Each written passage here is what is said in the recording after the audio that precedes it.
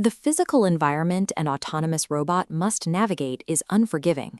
It is a space defined by friction, gravity, and uneven terrain. By contrast, control theory algorithms are deterministic. Math assumes perfect execution.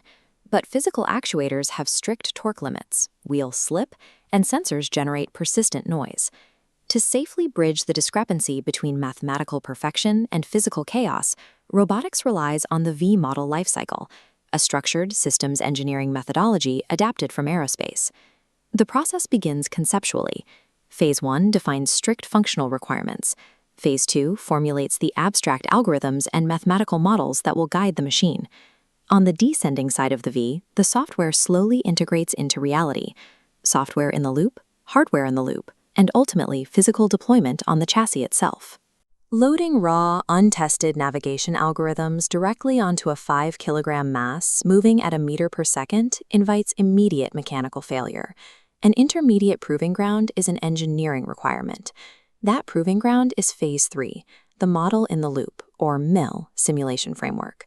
In a MIL framework, both the control algorithms and the physical robot, known as the plant, are encapsulated entirely as mathematical models. There is absolutely zero physical hardware involved in this phase. No actual motors, no real sensors, no physical chassis. The entire system operates on a discrete time engine. The simulation steps forward in rigid mathematical intervals, typically 0.05 seconds, to strictly dictate the pace of the physical reactions. To understand exactly how autonomous behavior is engineered, we must isolate this specific software loop and deconstruct its internal data flow.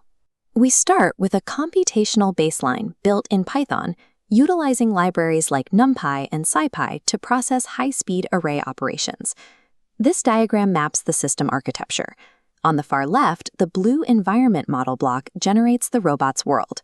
It constructs a binary occupancy grid, strictly defining free space versus solid obstacles.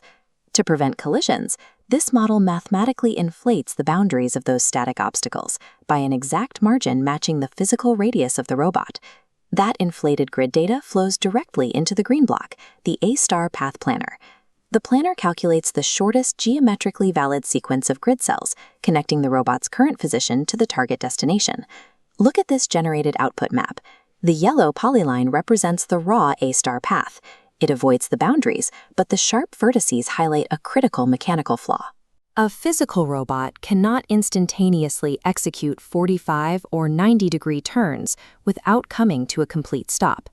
Executing that geometry in motion demands infinite centripetal acceleration. A path that is geometrically optimal on a digital grid is often kinematically impossible for a machine to drive.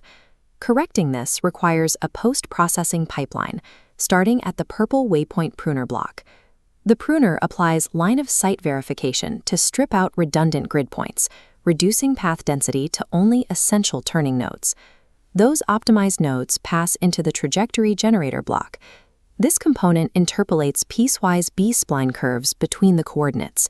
It enforces C2 continuity, computing a mathematical function that rounds off the discrete corners. Notice the contrast in this geometry. The jagged, impossible angle is replaced by a sweeping, continuous radius. This moved curve now provides an explicit, feasible reference target for the robot's steering hardware. By combining the initial grid search with trajectory smoothing, a raw geometric solution is translated into an actionable sequence of physical commands. The execution of those commands is handled by the final two blocks, the motion controller and the robot model. The controller's job is to calculate the precise linear acceleration and angular velocity required to track the smooth trajectory without deviating. In this module, engineers test control strategies against each other, specifically a reactive proportional integral derivative, or PID controller, versus a model predictive control, or MPC system. This chart overlays their performance. The blue PID line oscillates and overshoots because it reacts solely to current cross-track errors. The red MPC line tracks the path precisely because it anticipates future curves over a finite prediction horizon.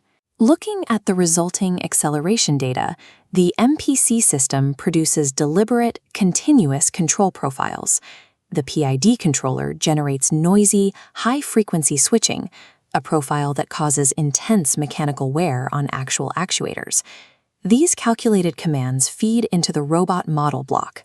This acts as a differential equation solver, actively replicating the exact kinematics of a unicycle chassis. The equations process the simulated forces and output the resulting physical state, the exact position and velocity of the robot at that millisecond. This leads to the critical architecture completing the system, the red state feedback loop.